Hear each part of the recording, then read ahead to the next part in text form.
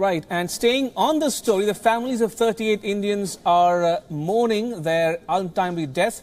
But as they come to terms with their loss, one question is on everyone's mind. Will they get justice? Will the so-called Islamic State be made to pay for the mindless slaughter? And what will be the Indian government do to ensure justice to the families of the 38 Indians? Now, the United States is playing a key role in the fight against the so-called Islamic State in Iraq and Syria.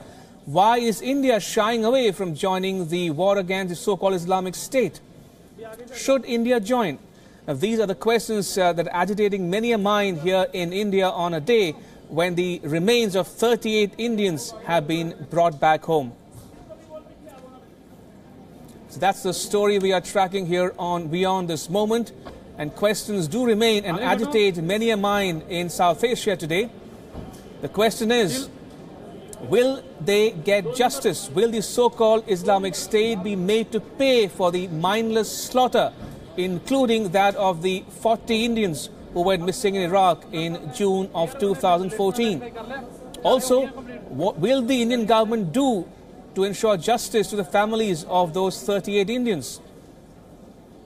Now, we know that the US is playing a key role in the fight against the so-called Islamic State in both Iraq and Syria.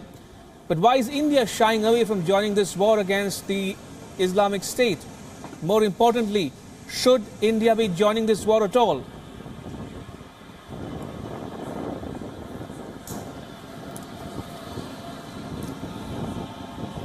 Right, we'll try to connect with WION Senior Foreign Editor Padma Rao in a bit. But these are visuals from earlier this afternoon when the bodies, the mortal remains of the 38 Indians were brought back home from Baghdad to Amritsar in Punjab. All right, I'm told I am now joined by Padma Rao herself from the WION newsroom. Good evening, Padma. The question is, why is India shying away from joining this war against ISIS? Well, there's a multitude of reasons. It's a very good question. Indeed, one that has been asked several times by Washington, D.C. in slightly subtler ways. The reasons are obvious. India is home to the second largest Muslim minority in the world. And one does not, any war of this scale and this magnitude would involve civilian casualties. Now, of course, New Delhi does not want to be, part